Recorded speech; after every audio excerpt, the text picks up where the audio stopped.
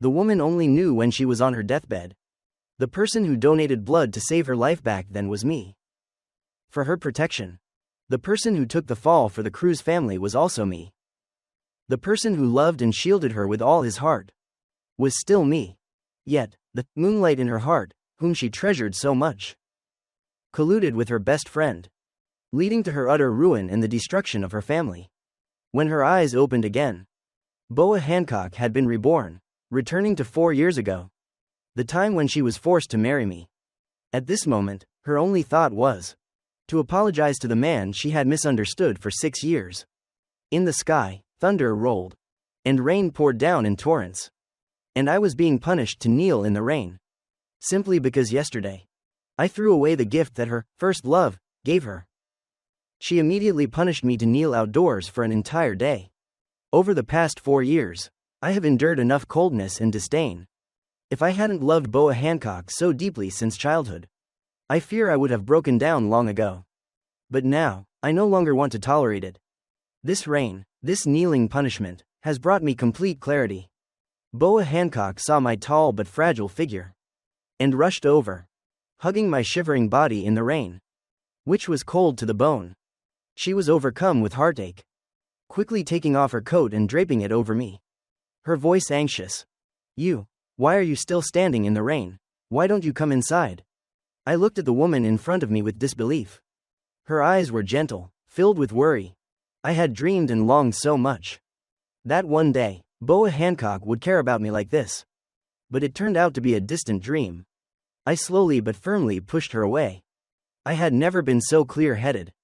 Miss Boa Hancock, perhaps you have forgotten. You were the one who punished me to kneel here. I have prepared the divorce papers. Just sign them, and you can be free of me. Boa Hancock froze, recalling the reason for today's events. She quickly panicked. No, I won't divorce. I don't want a divorce, I said softly, with a hint of resolve in my words. Miss Boa Hancock, I should go and live my own life now. I set you free. And I also ask you to let me go. I intended to reach out and touch her face. But my hand, still hovering in midair, was caught by her and pressed against her cheek. She pleaded tremblingly. Don't go. I regret it. Luffy, I was truly wrong. I looked at the weeping woman. My eyes left with only vagueness and emptiness. My voice softened slightly. Miss Boa Hancock. Boa Hancock tried to pull me inside, afraid I would catch a cold. Just at that moment, Kobe unexpectedly appeared. Seeing the two of us embracing in the yard, he forced a smile and quickly walked over. Haha, did Sister Boa Hancock and brother-in-law finally make up? That's great. I knew it. Sister Boa Hancock is a good person. She wouldn't mistreat brother-in-law because of me. My mood, which had just slightly eased, turned cold again. So that was it. I knew it. Why would Miss Boa Hancock suddenly have a change of heart? It turned out to be thanks to the one in her heart showing up. I sneered, pushing her out of my arms. Miss Boa Hancock, the person you truly love is Mr. Kobe over there. Don't call her Sister Boa Hancock anymore. Once she signs the divorce papers, he can call her wife. Kobe was stunned. Huh? What do you mean? You've misunderstood. Sister Boa Hancock and I are just. Shut up. Boa Hancock yelled, cutting him off. And despite my struggles, she pulled me into the house. The door slammed shut in front of Kobe's face. He stared after us, stunned, then frowned, muttering to himself. What exactly happened? Inside the old house, the sound of the rain continued to fall relentlessly. I was pushed down onto the soft duvet by Boa Hancock, my soaking wet hair wetting the pillow. I glared at her furiously. Boa Hancock, what do you think you're doing? The woman froze, her expression awkward, and she quickly explained. I didn't mean anything else. I just wanted to help you change clothes. You're completely soaked. I pushed her away hard and stood up. I can do it myself. There's no need for Miss Boa Hancock to bother. With that, I grabbed the clothes and went straight into the bathroom. Boa Hancock sat on the edge of the bed, like an abandoned puppy, her eyes fixed on the bathroom door, hoping I would come out soon. The hot water washed away the chill on my skin, but it couldn't warm my heart. I felt increasingly exhausted. Between my eyebrows, there was only coldness and distance left. A knock sounded on the door. Outside, Boa Hancock urgently called out. Luffy, are you done bathing? Why is there no sound? Her demeanor was as if she would charge straight in if I didn't answer. I had to harden my voice. I'm almost done. She still waited outside the door. And the moment I stepped out, Boa Hancock rushed over and hugged me tightly. Then, as if afraid I would disappear, pulled me towards the master bedroom. I was stunned for a few seconds, looking at the woman hugging me tightly. If you want to reenact what happened 4 years ago. I'm sorry, I'm not interested. Boa Hancock looked at me, her eyes full of regret. Her voice sincere. It's not like that. I just want to be close to you for a little while. I almost laughed. Is that so? Did you have to wait until my heart was completely dead before you would act like this? Boa Hancock opened her mouth, but couldn't find any words of defense. My voice faded, full of distance. If Miss Boa Hancock wants to play games, there are plenty of people outside who would gladly serve you. Even if we can't part amicably, we should at least end things cleanly. The light in Boa Hancock's eyes went out. She clenched my wrist tightly, her voice filled with despair and agony. No, I will never let go of you in this lifetime. In the last life, I bound you with hatred. In this life, I will hold on to you with love. With that, she pulled my hand and placed it on her chest, her voice trembling yet firm. You said your heart is dead. Then I'll give you my heart, all right? Her words were tragically desperate, as if she would not let go even if it meant death. I was momentarily dazed, watching Boa Hancock burrow into my embrace, a bitter smile curving my lips. Luffy, forgive me. It was all my fault. She hugged me tightly. I, however, felt no emotion, only coldness mixed with mockery. Miss Boa Hancock, what fault do you have? Her eyes were full of remorse. I was wrong about everything. Wrong to the point of no return. From now on, everything about me belongs to you. Looking at her clinging fiercely, I involuntarily recalled the stupid dog I once raised in the countryside. It was also that pitifully clingy. What if I don't want you anymore? Boa Hancock looked up. In her eyes was only my reflection. She tilted her head slightly, her captivating, peach blossom eyes heartbreakingly beautiful. Sometimes I wondered, was the reason I ever fell for Boa Hancock precisely because of that face? So beautiful it was irresistible. She leaned down, her hot breath fanning my neck, making my entire body tremble. Luffy, don't leave me. If you don't want me, I'll die in your arms. My pupils contracted. A wave of heat spread throughout my body. Don't you dare. Before I could finish, her lips gently settled on the pulse point on my neck, kissing down slowly. My skin was already sickly pale, my blue veins clearly visible. A series of shivers ran through me. Boa Hancock, the desire that once intoxicated me for years, now became the thing I wanted to avoid. What Kobe said still echoed in my mind. I didn't want to blindly accept her sudden change. In truth, I never wanted freedom. What I wanted was simply a genuine heart from this woman. With my ability, forget the Cruz family. Even an iron prison couldn't hold me. Boa Hancock's kiss stopped just before my lips. Don't be afraid, Luffy. I'm not doing this because of Kobe. Before she could finish, she held me tight, preventing me from pushing her away. I was about to resist, when her voice suddenly echoed in my mind. I know, I was cruel, ridiculously foolish. I froze. What did you say? Boa Hancock thought I was asking, and quickly replied, because I realized, if I lose you, I can't live. Whether I live or die, I must be by your side. Before I could speak, that voice echoed in my mind again. Whether I live or die, I will cling to you. If I die, my ashes must be placed beside yours. I was dumbstruck. Only after a while did I realize I could hear Boa Hancock's inner voice. The feeling was both absurd and novel, making me forget to push her away. She hugged me tighter, calling out softly, Luffy. Noticing my distraction, Boa Hancock gently kissed my shoulder. Thinking internally, I want to kiss his lips, but he definitely won't allow it. I was startled, quickly pushing her away. Looking at the woman in front of me. Beautiful, strong, but in her eyes lurked a hint of weakness and confusion. Everything today was too bizarre. I needed to calm down. I tried to keep my voice cold. Miss Boa Hancock. Did you come here today? Just to say those words? Boa Hancock stood up and said softly. I came to take you home. I raised an eyebrow. To where? To our Luffy family home, all right? Her voice trembled slightly, full of pleading. I was late to pick you up. I'm truly sorry. I looked at her silently. My voice calm but tinged with bitterness. Doesn't Miss Boa Hancock find that ridiculous? It's been 4 years. Can this be called late? The calmer I appeared, the more Boa Hancock panicked. Could it be Luffy really doesn't love me anymore? What should I do if he really intends to leave? Thoughts rushed through her mind. Since childhood, Boa Hancock had lived under strict rules. Since knowing about the engagement, she had always cared for Kobe, my younger brother, seeing him both as a younger brother and as her future husband. The two of them had always been as placid as a calm lake, a placidness that made others unable to help but feel suffocated. And when she was with others, she was no different, still that distant, proper, and aloof demeanor.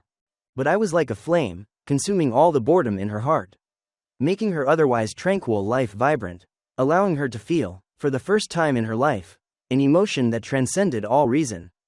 To her, I had become everything. Boa Hancock gently lowered her eyelids, her voice choked and slightly nasal. I know, everything is too late. But, can you forgive me? I rubbed my pounding temples, feeling like my head was about to explode. The rain the day before and the days of living miserably in the old villa had made my body significantly weaker. Most likely, I was about to get a fever. Moreover, this was the first time I had seen a Boa Hancock like this. Completely different from the arrogant, cold woman she was in front of Kobe. Before, I used to be extremely jealous of Kobe. Jealous that she cared for him, that she treated him gently. But now, the Boa Hancock before me made my heart skip a beat. The headache intensified with each passing moment, my head spinning. Boa Hancock immediately noticed my abnormality, frantically hugged me, her voice urgent and slightly trembling. You got caught in the rain, you must be getting a fever. Go rest, I beg you. I tiredly leaned against her chest, my heavy eyelids almost impossible to keep open. My physique was naturally unique, I rarely felt pain normally. But whenever I got sick, the pain was doubled. Therefore, I was always cautious, never letting myself fall ill. It's just that today, Boa Hancock had made my emotions fluctuate too intensely. She was so scared that she didn't say a word, lifting me up and running straight out. I had a very deep sleep. It wasn't until the following night that I vaguely woke up, finding Boa Hancock's arms still around my waist. Her warm breath softly fanned my hair. It felt as if I were trapped in a strangely realistic dream. Feeling a little suffocated, I gently removed her hand and stepped out onto the balcony. The cool wind of early summer night was refreshing. I took a few deep breaths to clear my head. Boa Hancock suddenly woke up, feeling beside her, and suddenly realized the circle of her arm was empty. Luffy, she called my name in panic, her voice echoing throughout the quiet house. Seeing me standing on the balcony, my tall, thin silhouette in the moonlight, she hastily grabbed a shawl, stepped behind me, hugging me tightly from the back, burying her face in my neck, her voice hoarse. Darling. I let out a faint chuckle. Miss Boa Hancock, you've mistaken the person. Did you mistake my silhouette for Kobe? Although we are half-brothers, our appearances are distinctly different. It's just that, Boa Hancock truly did make such a mistake once before. She hugged me tighter. No mistake, Luffy, that name is only for you. I believe that, because only when she was with me could this proud miss of the Cruz family break all her restraints and dare to be this vulnerable. Come inside and rest, she soothed me gently. You have a fever, you need to rest. I removed her hands and replied softly, I will rest. But, aren't you going home? Or are you planning to stay here overnight? I smirked coldly.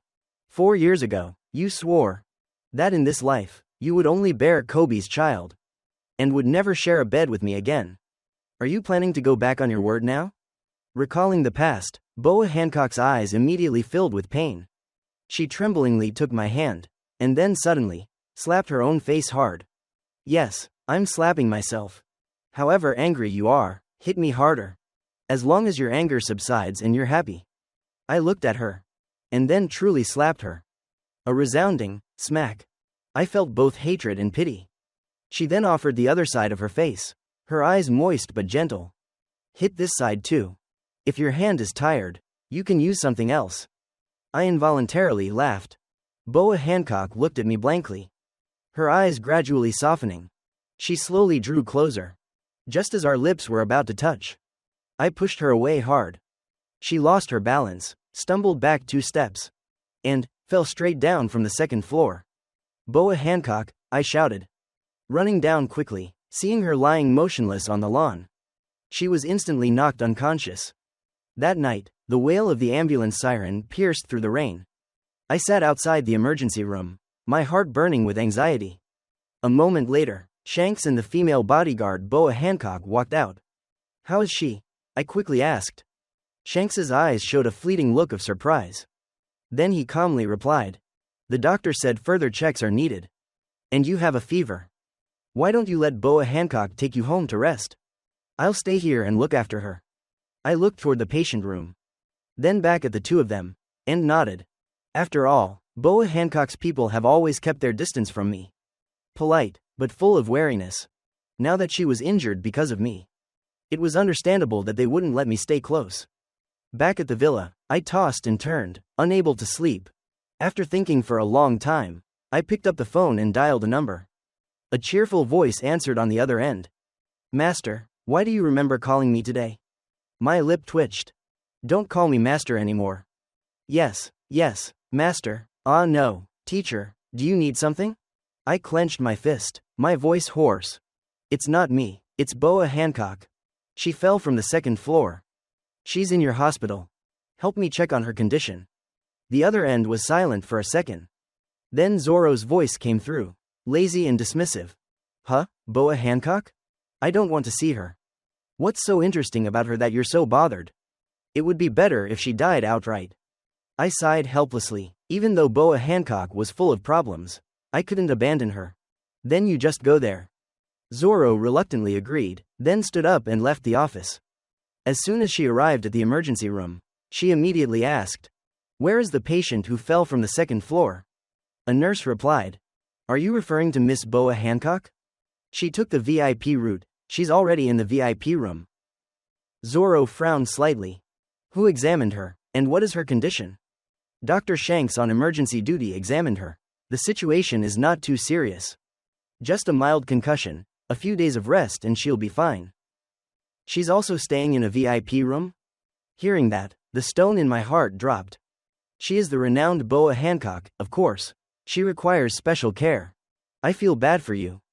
Master, it's really not easy at all. By the way, when are you planning to divorce her? Looking back at everything that had happened over the past few days, I knew the divorce couldn't happen quickly. Let's just leave it for now.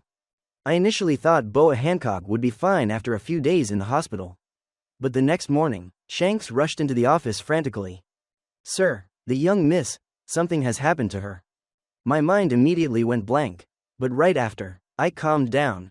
What exactly happened to her?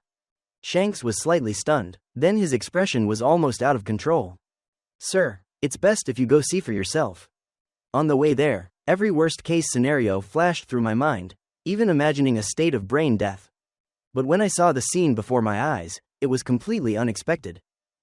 She hugged me tightly, refusing to let go, and called me older brother with an innocent, pure voice. Shanks stood nearby, cautiously saying, The young miss hit her head. Her intellect seems to have regressed to that of a 5 or 6-year-old child. But the strange thing is, as long as she doesn't see you, she cries non-stop. Boa Hancock in my arms started to whine again. Bro oi, I'm hungry. I had to say to Shanks. Please watch over the young miss for a moment, I'll go ask the doctor about the situation. She clung to me like an octopus, her face pressed against my chest. Shanks understood, and said gently, I am contacting a specialized hospital to invite experts for a consultation. While we wait, could you stay with the young miss more often? She only trusts you now. I subtly curled my lip, my gaze cold but resolute. No matter how much Boa Hancock hated me before, I am her lawful husband. At this point, I suppose you're no longer planning to look for Kobe? Shanks lowered his head, embarrassed. Sorry, I should have reported to you immediately. I gave an order, my voice both authoritative and accommodating. The doctor said her vital signs are normal, and she can be discharged at any time. I gently held Boa Hancock's hand. Will you come home with me? Her eyes lit up, her smile radiant. Yes, I want to go home with you. Shanks sighed in relief, thinking to himself. Truly, saving a life can be this exhausting. Boa Hancock's mother was a famous architect. This building was her last work. So the young miss is very practical, rarely letting outsiders close. Before, Kobe came here a few times, but I never did. I stood outside, looking up at the magnificent structure, feeling impressed. Boa Hancock happily pulled me into the house. Shanks had already arranged breakfast, which was just placed on the table. The little girl clung tightly to me, smelling my stomach to see if I was hungry, so I had to embrace her head. From an outside perspective, it looked as if she were pregnant. Hearing my stomach growl, Boa Hancock rejoiced. You're hungry too.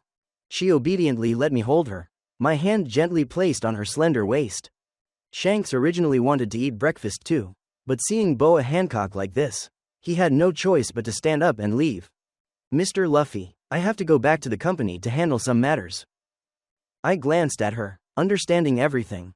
I feel bad for you. Shanks frowned, glanced at Boa Hancock one last time, and hurried away, muttering, This is truly exhausting.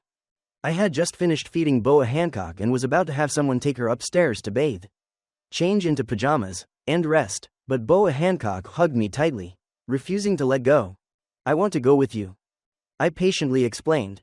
I'm a man, you're a woman, we can't go together like that. Boa Hancock pouted, about to cry. But, you and I have been engaged since childhood. I frowned slightly. Engaged since childhood? How do you know that? She raised her face, full of pride. Mom told me. I laughed, then asked. Boa Hancock, are you really foolish? She tilted her head, looking blank. What? I'm not foolish. If I didn't pretend to be foolish, how could I hug you? You're mine, and I love you very much. Hearing that, I thought, sure enough, Boa Hancock couldn't become foolish just from a fall. She was like a small cat, gliding over and rubbing against my chest. I didn't hesitate, using both hands to lift her face, creating a distance, my gaze probing. If the young miss wants to play act, then let me join your act. I gently traced her jawline. Good Boa Hancock. She immediately whined. You touched me, I want to touch you too. Her fingertip touched my cheek. Trembling clearly, I took her hand and placed it on my face, my voice gentle. Are you cold? Boa Hancock immediately nestled into my arms, hugging tightly. I won't let go. She whispered, having gone through a sleepless night, and now resting against me. I felt an unprecedented sense of security. We gradually fell asleep on the sofa. Boa Hancock listened to my steady breathing, thinking, I wish I had known how to pretend to be foolish before, I would have used it days ago. She gently carried me upstairs, placed me on the large bed in the main room, and then finally felt safe enough to fall into a deep sleep. At the same time, Kobe rushed to the Boa Hancock family villa but found it empty. Where are they? The servant replied indifferently. The young master followed the young miss to the scenic garden yesterday. Kobe froze, disbelieving. Impossible. Why would Sister Boa Hancock take him to the scenic garden? The servant was calm. He is the young miss's husband. What's strange about him being at the scenic garden? Kobe was so angry his eyes bulged. Then he rushed straight to the scenic garden. In the scenic garden, Boa Hancock was clinging to me, wanting to go swimming. Go swimming with me.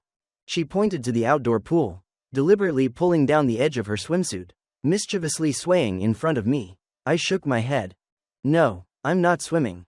But Boa Hancock jumped up, pulling me into the pool. Let's go play, let's go play. I asked helplessly. Who let you change into a swimsuit? She pointed to the side. Boa Hancock. I saw Boa Hancock grimace, looking helpless. I laughed. Ah, so Boa Hancock helped you change. Then let's play a little. I clapped my hands, intentionally splashing water at her.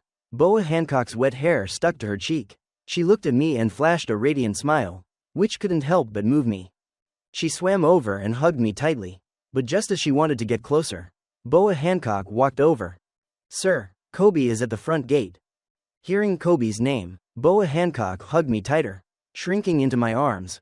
"Let him in, but you take Boa Hancock upstairs to watch him, don't let her come down here." I gently pinched Boa Hancock's ear, then intended to withdraw. But Boa Hancock refused to let go, clinging tightly to my waist, preventing me from leaving. I had to turn back, patiently coaxing. "I'm just going to see a guest, I'll come back to play with you later." "Okay?" Boa Hancock was reluctant to leave me, her small head brushing against my chest. Her touch made me feel a bit warm, I couldn't resist. Lifting her chin and giving her a gentle kiss. The kiss was fleeting, like a dragonfly touching the water, but it made Boa Hancock's heart tremble immediately. She wanted to continue, but my fingertip gently held her back. "Be good, listen to me, go upstairs first, I'll come down to you later." I smiled to coax her. Boa Hancock reluctantly inhaled, looking truly wronged. Seeing this, I continued to cajole. "If you're good and wait for me upstairs, you'll get an extra kiss as a reward." Her dark eyes flashed, and she finally followed happily. Boa Hancock was forced to witness the entire scene, feeling both exhausted and hoping she had never seen this. I am a person with extremely strong possessiveness, and I didn't want Kobe to see Boa Hancock's cute, seductive side, which should only be revealed in front of me. Kobe walked in as I was leisurely lying on the beach chair, sipping fruit punch. "Bro, why are you here?" I took a sip, and smiled coldly. "Stop pretending, still calling me older brother? Your mother calculated deeply, giving birth to you long ago, did you think I wouldn't know? What year were you born?" Kobe's expression changed, but he forced a smile, feigning surprise. "What are you talking about? If father knew, he would be very angry." I raised an eyebrow, contemptuously. "Yes, I'd be happy for father to be angry." Kobe's eyes clearly showed displeasure, but he still tried to say, "Bro, the family has never lacked anything for you. How can you speak of father like that?" I impatiently interrupted. "Stop the long, fake chatter, get straight to the point. What is it exactly?" Kobe blinked, pretending to be naive. "I originally intended to find you at the villa, but unexpectedly found you here. Sister Boa Hancock. There was a slight conflict before. Is she okay now?" At this moment, on the balcony upstairs, Boa Hancock observed everything clearly. Boa Hancock stood behind, worried. "Young miss, are you really going to continue like this? Aren't you afraid the master will find out?" Boa Hancock looked straight at me, her voice resolute. "Even if the master finds out and wants a divorce, I won't let him go. Even if I have to use hidden means, I won't let go." Boa Hancock worried. "Young miss, forced love isn't sweet, it will both hurt the master and harm yourself." Boa Hancock was calm. "Even if it's not sweet, I must do it. All the love, hate, and schemes in this life are reserved for him alone. If he wants it, I will do it." Boa Hancock could only nod. "Yes, I understand." Boa Hancock finished putting on her dress, preparing to go downstairs, and instructed Boa Hancock, "You know what to say when meeting people." Downstairs, Kobe was half serious, half gentle. "This is your first time at the scenic garden. Do you need me to give you a tour?" Seeing Boa Hancock coming down, Kobe immediately feigned cuteness. "Sister Boa Hancock is here. I thought you weren't home. And bro didn't tell me." Boa Hancock walked over and hugged me, resting her head on my neck, her entire gaze focused on me, completely ignoring Kobe's existence. Kobe saw his sweet smile gradually stiffen, his eyes flashing with surprise and suspicion. "Sister Boa Hancock, what's wrong? You look tired, could it be?" But his warm voice, every word concealed a sharp edge. Although I knew Kobe was hot-tempered, now that we were truly husband and wife, if Boa Hancock had the patience she has with me, Kobe would surely gradually change. I coldly laughed internally. He truly thinks too highly of himself. The matter between Boa Hancock and me is not something for outsiders to interfere with. After speaking, I directly lifted her chin and kissed her. Kobe gasped in alarm, his eyes wide and round, frozen as he watched the intimate scene before him. The thing that made him unable to believe was that Boa Hancock did not resist at all. Impossible. Didn't Boa Hancock hate me before? Why is she letting me kiss her now, without any reaction? I had only intended a fleeting kiss, but a surge of longing for her swelled in my heart, like a raging tide breaking its banks. I love Boa Hancock. I love everything about her. From her soul to her body. This love is intense, passionate, and never hidden. If not for respecting her feelings over the past 4 years, I would have found every way to make her drown in my love. But my inherent pride made me persistently use my true heart to warm her heart, which was as cold as ice. When our lips met, I couldn't help but sigh. My hands and arms unconsciously wrapped around Boa Hancock's neck, my tongue gently teasing. Kissing the one you love truly makes one utterly immersed. Furthermore, Kobe watching there made me want to kiss her thoroughly even more. Boa Hancock was docile like a small cat, her lips soft and sweet. I gently bit her lip, then retreated a little, soothing her softly. Be good. She still wanted to move closer to me. I used my hand to stop her. And she could only kiss my shoulder and neck haphazardly. I looked coldly at Kobe, sternly. Aren't you leaving? Kobe was furious, his face bright red, stammering. Why your mother is the third party? Why do you want to be a third party too? I laughed coldly, full of mockery. Just try, see what you can do. Kobe's eyes reddened, his voice shrill. How dare you talk to me like that? He turned to Boa Hancock, pretending to plead. Boa Hancock, look at him. But Boa Hancock buried her head in my neck, breathing rapidly against me, paying no attention to anything else. Her eyes were hazy, like a child who had just eaten candy, and she muttered softly. Bro, can you kiss me one more time? I lifted her chin, my voice as gentle as water. Let's go back to the room. As soon as I finished speaking, her eyes shone brightly like stars, blinking like a pecking chicken. Kobe was dumbfounded, his mind blank. Before he could recover from the shock, he quickly took out his phone and called Nami. Miss Nami, this is Kobe. I heard Sister Boa Hancock is ill, is that true? Nami was startled, thinking he had found out Boa Hancock was faking it. He tried to sound concerned. I just saw bro taking care of Sister Boa Hancock at the scenic garden. So I'm a little worried. Thanks to the strict confidentiality, Nami replied. She's been overworking recently, so she returned home to rest. The matter of the master taking care of her is between the two of them. I am not at liberty to say more. Kobe narrowed his eyes slightly, revealing an inscrutable smile. I am genuinely concerned about her. Since bro is there to take care of her now, I will go home. If anything happens to her, you must not hide it from me. Nami hung up, the smile vanishing, her expression grim, and she got into her car. In the scenic garden, I gently stroked Boa Hancock's back, feeling her lean close to me, completely at ease in my arms, allowing her to cling tightly to me. But in Boa Hancock's eyes, there was a subtle meaning. She hid deeper into my neck, asking softly, Luffy, are you upset? Is it because of that person just now? I gently pinched her earlobe, scoffing. That's right, I truly hate him. Boa Hancock immediately became indignant, fiercely asserting. There's no way I like Kobe. My heart only has you, Luffy. I narrowed my eyes, looking closely at her. Really? When you saw him, did you feel nothing different in your heart? No, truly nothing. She quickly lifted her head, her eyes so sincere that I was sure Boa Hancock loves me genuinely. The image of the hateful Kobe, the one who dared to upset me, flashed in my mind. I must deal with him. My mouth subtly curved. This time, I could be certain that Boa Hancock's heart was mine. You're so obedient, Boa Hancock. I pulled her collar, hugged her close, and kissed her lightly. This is your reward. My deep, warm voice sounded. Boa Hancock joyfully responded, struggling to hold back her excitement. When night came, she whined again, clinging to me to bathe her, and complaining. I don't know how to bathe. Luffy is my brother. I reminded her again. Men and women shouldn't bathe together. But Luffy is my brother. Mom also said that before. I silently shook my head internally. My wife has been gone for many years, don't use that as an excuse anymore. If she were alive, she would definitely go crazy seeing this fake innocent Boa Hancock. She hugged me closer, secretly rubbing herself against me. Looking closely, I smirked, revealing a playful look. All right, come out of the bathroom. I will wait outside for you. Boa Hancock's eyes drooped, she pouted, looking both wronged and annoyed. Luffy, you are such a meanie. I gently pushed her into the bathroom. I'll call Boa Hancock to help you. Inside, she struggled. I don't need Boa Hancock. I only need Luffy. No Luffy, only Boa Hancock. No way. I teased her with a smile. Boa Hancock silently gritted her teeth. plotting how to get rid of Boa Hancock. The next morning, while eating breakfast, a figure suddenly appeared in the living room. Fourth sister, are you all right?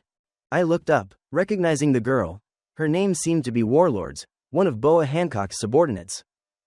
Her sudden appearance annoyed Boa Hancock internally, wondering why she came so abruptly.